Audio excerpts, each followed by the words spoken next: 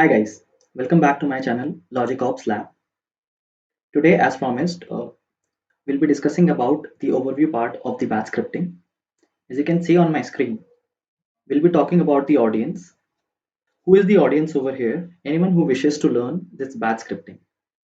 So, if you're in a school, if you're in a college, if you just started and you're interested in looking into scripting languages, batch scripting should be the first one, and you can learn it very easily.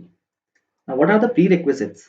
So, there are not many prerequisites to learn this. You may or may not have any programming background, and this could be the first scripting thing that you want to learn. You just need a zeal to learn, and yes, you need a Windows PC or a laptop in order to run these scripts. So, let's talk about what is batch scripting. So, batch scripting is nothing but these are simple files which store commands that can be executed in Windows environment. When we talk about Windows environment, we mean any machine, any laptop or a PC in which we have installed Windows operating system. So using those commands prompt in order to do some meaningful tasks such as uh, installing a program, starting a service. So these are known batch scripts. Moving on,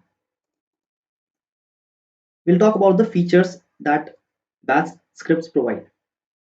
Using batch script, we can do input output operations that can be processed further.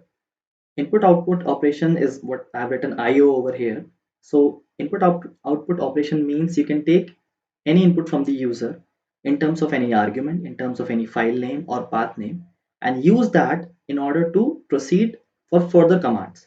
So when we'll be doing this input output operation, we'll be taking care of that, and it would be a separate topic. Moving on, we have various control loops for automation. We have for loop, we have while, do while, and we have if else statement in order to control the flow of our script. So that's one of the very good features in batch scripting. We can play around arrays and functions, which are some advanced concept. As I told previously, also that functions is the concept under which everything you write in a program happens. So it is one of the very advanced topic. It supports regex and we can club this with Perl. So regex is regular expressions and we can club this with Perl language. Perl language is another form of language which is quite old. So that's how it works in batch scripting. Let's talk about the uses now. There are various uses for batch scripting. Few of them are automation of various mundane tasks. Now, what is mundane task? Mundane task is something that happens on a daily basis and does not serve a lot of purpose. But when you automate these tasks, it will save you a lot of time, and these tasks are kind of a boring task. So you can automate those boring tasks, write them in a script in commands, and then you can execute that script.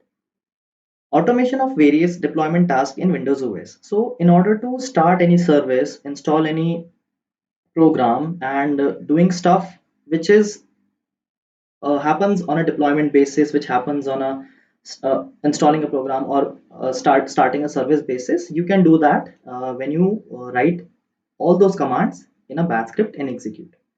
Installing various application on the system in one go.